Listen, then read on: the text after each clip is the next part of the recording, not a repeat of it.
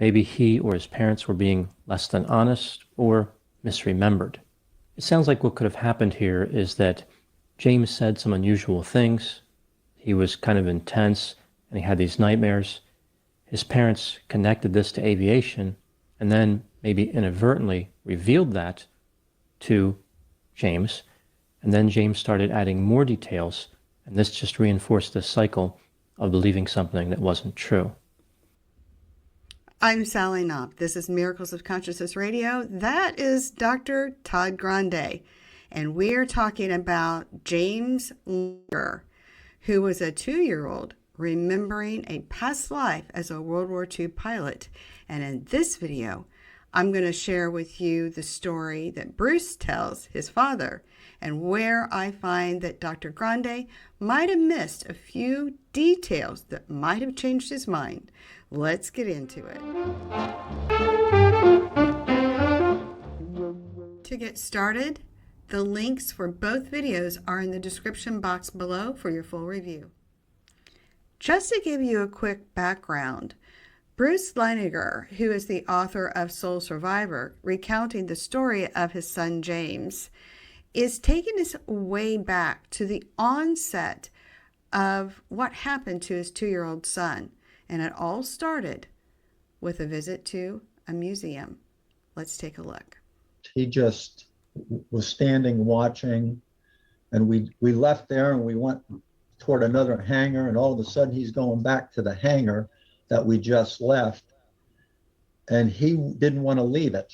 He would get upset every time. I said, we have to go see the rest of the museum. And I wound up taking a picture. It's in my book. Of he was just standing like that, pointing, and I thought this is unusual. Yeah, I didn't spend much time thinking about it, other than his fascination with this room was beyond anything I had expected. So, for young James, that trip to the museum was pivotal.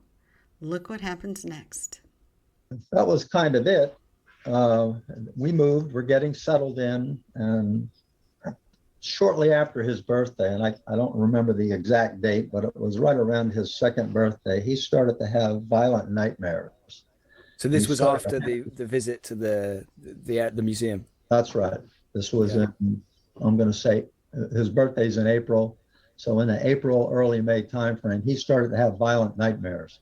And I'm talking about nightmares where he blood-curdling screams, kicking at his covers, thrashing about. And because he had just turned 2, he still wasn't, he wasn't that articulate about anything. But he started to, when he did start to talk about it, my wife came back into the bedroom one night. He's talking about being in an airplane crashing in the water and he can't get out. A hobby store here to get some decorations for the house, some dried flowers and stuff like that. And there was a toy bin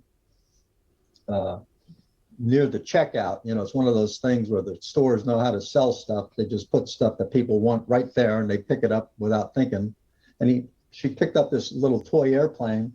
And she said, oh, look, James, there's a little airplane that has a bomb on it. And I don't know why my wife said that, but he said, that's not a bomb, Mommy, that's a drop tank. At that point, were you starting to kind of suspect anything different? Well, we took him to the doctor to find out why he was having nightmares so much. And he says, well, he's having night terrors. Yeah. Well, not 5 nights a week, almost every night. Night terrors, because they're worse than nightmares, right? Night terrors and you say that was almost every night. Yeah, and then he started to articulate what was happening, that he was in an airplane on fire, it was crashing in the water, the little man couldn't get out. And the way he was describing it, it was like it was something he was watching.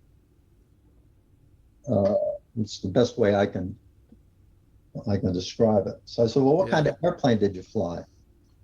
He said, a Corsair, which floored me. So this is the point where Dr. Grande begins to lose me in his argument. Here's why. So we can explain that a lot of 2-year-olds go to places, a museum or whatnot, and they latch on to something that they really like and they don't want to leave, and we drag them kicking and screaming. It doesn't mean that there's a past life connection. I get that. But then you move to the next event where mom picks up out of a bin in a store a little toy plane and makes the offhanded comment, "Look, James, at this little airplane with a bomb." And the little boy, may I remind you, 2 years old, is saying, "That's not a bomb, Mom. That is a drop tank." A drop tank. A drop tank. That is a specific thing when you, just to wrap your mind around it. But then you move it a little bit forward and you go to Dad asking, "Well, what kind of plane did you fly?" "A Corsair." All right, now we're getting into the specifics, into the weeds. That's what I love about this story. Let's continue. As my ex-sister-in-law came to visit us, and somehow or another, I don't know whether it was a nightmare he had or something that she witnessed, but she said my plane got shot in the engine, it crashed on fire, and I couldn't get out. And my sister-in-law said, "Well, who shot your plane?" And he said, "The Japanese." And then she said, "Well, how did you know it was the Japanese?" And he said, "The big red sun." And then I had come home from work and we had gone out for a walk. And by this time, he had also started to receive G.I. Joe dolls. And the first one he got was one that had brown hair and called it Billy. Well, he named his other stuffed toys after things. That Christmas, he then got another one that had blonde hair and he named it Leon, which I thought was really strange. I don't know anybody named Leon. But at that point, I also realized that I looked at this list and there was a guy named Leon on the roster. There was a guy named Billy on the roster. I thought, wow, again, is it a coincidence? And at that point I said, no, somehow or another it's not. This is the part that gets really good. Not only are we talking about reincarnation, but little James has an eyewitness account to an event that took place before he was born, how he picked his parents. I love this stuff. I love this stuff. This is so good. Well, after I'd come home from the reunion, we had got hit by a hurricane. And I was cleaning up in the yard and we were raking up leaves, and James comes over I said, "Come on over here, let me love on you," because it was hopping in the leaves and scattering them as quickly as I could rake them up. Yeah. And I said, "Come on over here and let me love on you." So he sat on a staircase in a building in my backyard, and he sat on my knee. I said, "I love you, son." I said, "You're such a special young boy." And he said, "Daddy," he said, "I knew you'd be a good daddy when I picked you." Huh? Yeah. You picked me? Well, yeah, when I picked you and Mommy, I knew you'd be good parents. And I just got nervous again. Well, where were we when you picked us? He says, "Oh, we were in Hawaii." He said, "No, we went to Hawaii after we sold the company." He says, "No, it was just you and Mommy." I said, "Well, where were we?" He says, "You were at a big pink hotel." And I went blank. Because for our 5th anniversary in 1997, we had gone to a big pink hotel in Honolulu and stayed there. I said, "Well, what were we doing?" He said, "You were on the beach at night having dinner. To celebrate our anniversary, I had a nice dinner on the beach, served privately." Yeah. Now, there's no way, that was nothing we ever spoke about. That had happened 20 years earlier or 15 years earlier, and I'm just mystified. So I'm getting a few hairs stand up now, Bruce. Yeah, so now I'm going, okay, how do I reconcile this with my belief system? Or what do I have to do to modify or adjust my beliefs? I said, well, if you come back, you come back. Whatever your decision is, and is there a plan to do this? I don't. At that point, I didn't know. I just said, well, if we exercise then why do we lose free will when we get to heaven if I want to come back? Free will is a gift that we receive. So as time went on, there were just more and more things that occurred, including getting these G.I. Joe dolls. That was startling. About a year later, he got a third doll. It had red hair, and he named it Walter. And at that point, again, I was just floored. Because those three names, Billy, Leon, and Walter, meant something because they were on that roster that I had found. So I screwed up my courage that evening. As he went to bed, I said, why did you name your dolls Billy, Walter, and Leon? He said, because they greeted me when I got to heaven. Each of those men had been pilots in the same squadron that James M. Houston Jr. was in, and all three had been killed before he had been killed on March 3rd, 1945.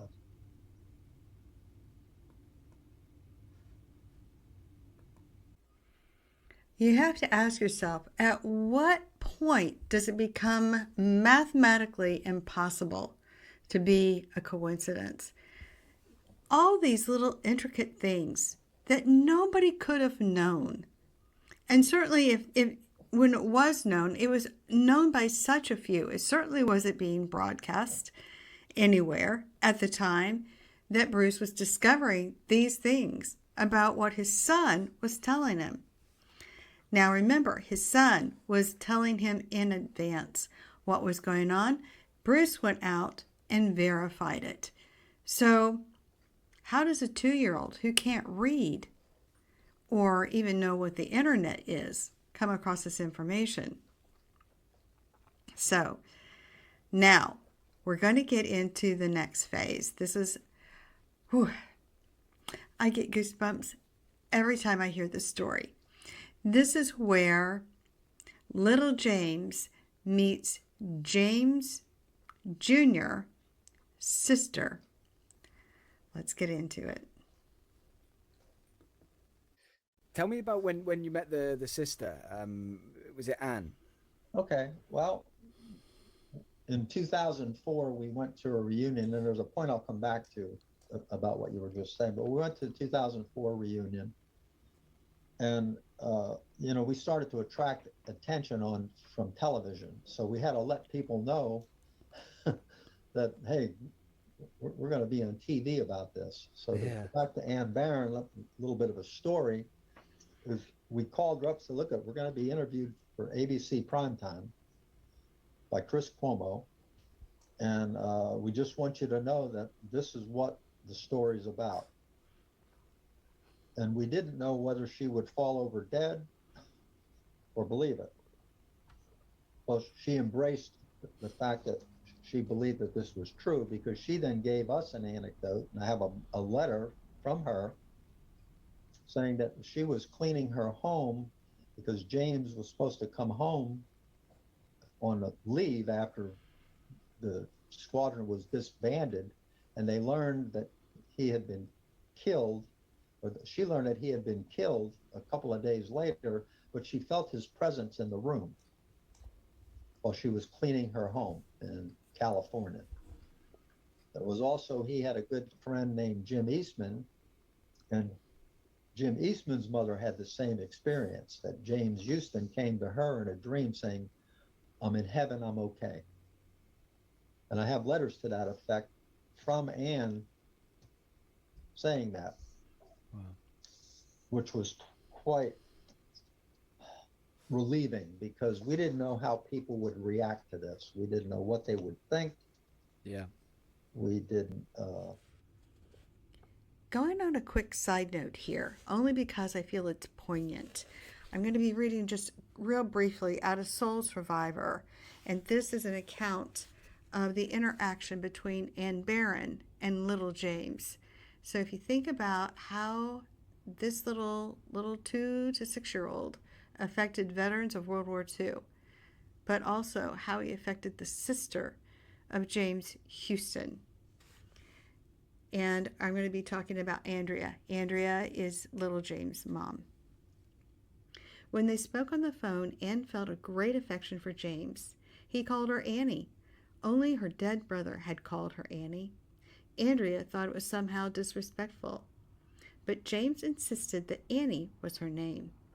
And he told Andrea that he had another sister, Ruth, but he could only pronounce it Roof with an F. She was 4 years older than Annie, and Annie was 4 years older than James. When Andrea checked with Anne Barron, she said it was all accurate. Ruth was the oldest of 4, and James was the youngest of 4. Somehow, the attachment seemed solid, like family. When he talked to Annie on the phone, he would speak of their father and mother, and it sounded like something that siblings would say. He would speak of their dead sister Ruth with the familiarity of a brother. These were things that could not be explained. 5-year-old James knew about the father's alcoholism. He knew all the family's secrets with a soft, familiar intimacy. You'll have to get the book for the rest of it. This is so good. I hope you guys get the book and leave a comment. Anyway, let's continue on. Just do anything. So anyway, we were taping for ABC primetime, and just at that point that we were kind of finishing up the taping, a package showed up from Anne, and it had some artifacts in it that I don't have because my son has them now. But it was a bust of George Washington. It was a little plastic Corsair model that hung in the ready room of the ship. These were part of Jim's final effects that had been sent home by Bob Greenwald. Okay, when I'll get to that bit of story. This is where it's going to get really exciting. I love this story. Pay close attention to the G.I. Joe dolls and Walter, Billy, and Leon. Then also upcoming is when little James meets Bob Greenwald. Talk about a mind blow. Let's get into it. One of my favorite things was this is him at the reunion with a picture of Jack Larson. Oh, wow. Yeah. Okay. And at one point, my ex-wife was taking him up to his room to do his homework, which as a 6 or 7 year old, do you have homework? Yeah, he did. Yeah. And a man was coming down out of the elevator, and we had been on TV by this point, so there were things that people knew, including the fact that I'd gotten a call from a guy named Bob Greenwald, who flew in the same squadron of Corsairs that Houston flew in, who also transferred to Natoma Bay on the same day that Houston did. Oh, It wow. was actually my birthday in 1944. Okay. Yeah. Well, anyway, his name is Bob Greenwald, real guy. This is Bob right here. This is a picture of those 3 men had flown together in the same squadron. This is Jack Larson, Bob Greenwald, and a guy named Dean Tate. Wow. All World War II fighter pilots. Yeah. First time they'd seen each other since March 11th, 1945. Really? This was in 2004. Yeah. So anyway, Bob was coming out of the elevator and James was going in, and Bob looked down and he says, "Bet you don't know who I am." And James looked up at him and he says, "You're Bob Greenwald." Bob came to me later. He says, "How the hell did he know that?" I said, "I have no idea, because I didn't even know what he looked like. I'd only talked to him on the phone."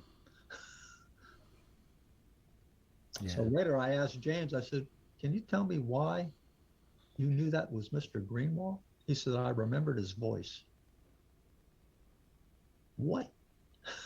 Yeah. And then the other thing, he had this, we were in the pool taking a little bit of a break, and he had this quizzical, kind of sad, he was looking melancholy. I said, "Are you okay?" He said, "Yeah, I'm okay." I said, "Well, what's bothering you?" He said, "How come everybody's so old?" Here he was hanging around with a bunch of people that are 80 years older than him, 75 years older, Yeah. and getting along with them famously. You know, he was having breakfast with Jack and Bob. Yeah. Jack was his like best friend on the Natoma, right? Bob Greenwald. Or was it? I thought Jack was best friends with James. Is that not? They knew each other, but They knew each other, but not best Greenwald friends. had been a member of VF 301, and VF 301 was actually the squadron that test flew a redesigned Corsair for qualification on naval ships Yeah. in World War II. And I have that record. I have the pilot logbooks of 2 or 3 of the pilots that did that work, including Bob Greenwald. So over time, I have all of these pieces of information that just continue to reinforce the things that my son said. I never found anything that was at odds with any factual information I was able to determine. Mm-hmm. The who's, the what's, the whens, who were they, when were they killed, even the specific thing of Billy Walter and Leon. They greeted me when I went to heaven, and they were the first names of the 3 pilots, and their hair color on their G.I. Joe dolls matched their hair color. Yeah. Yeah. And they had color photos of all 3 men. What did Bob Greenwald and Jack Larson say to you about, like, what did they share their thoughts on whether they believed your son, whether they were on the fence, whether there was anything compelling that he had said to them? Did they share much with you?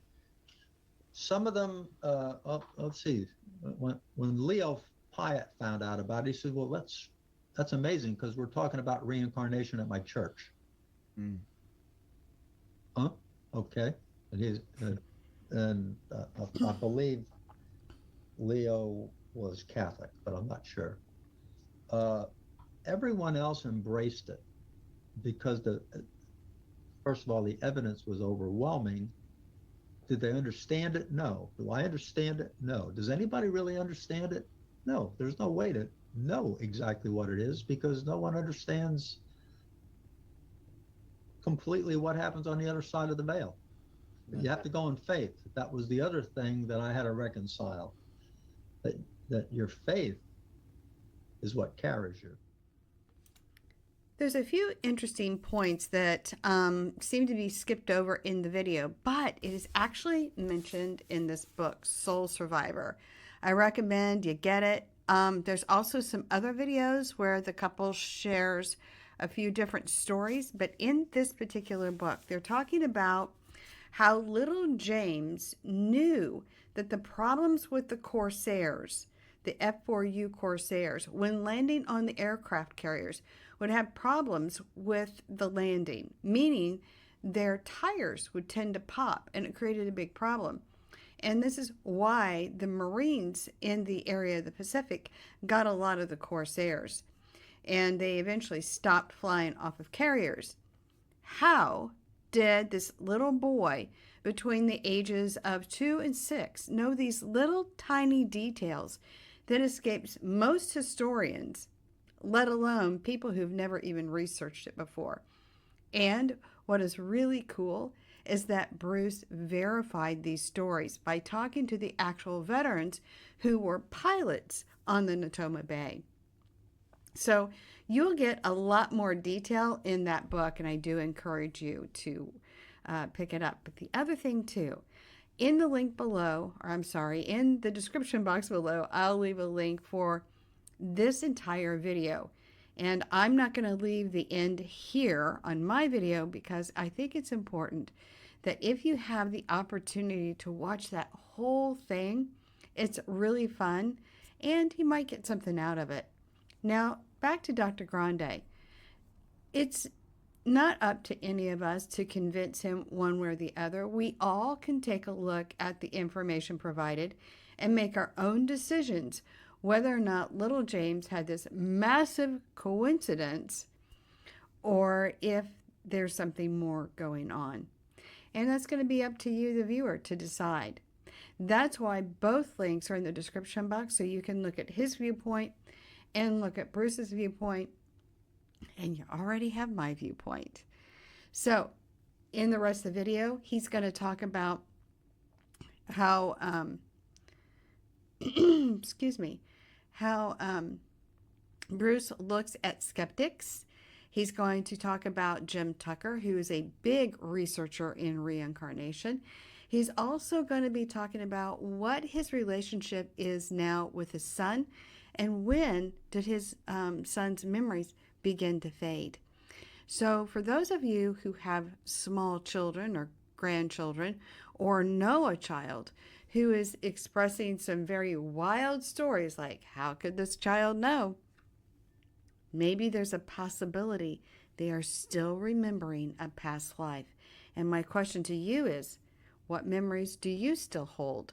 Now, if you noticed in the video earlier on, he talks about, Bruce talks about how when little James would go to bed, he would begin, as he was relaxing, began to retell the stories.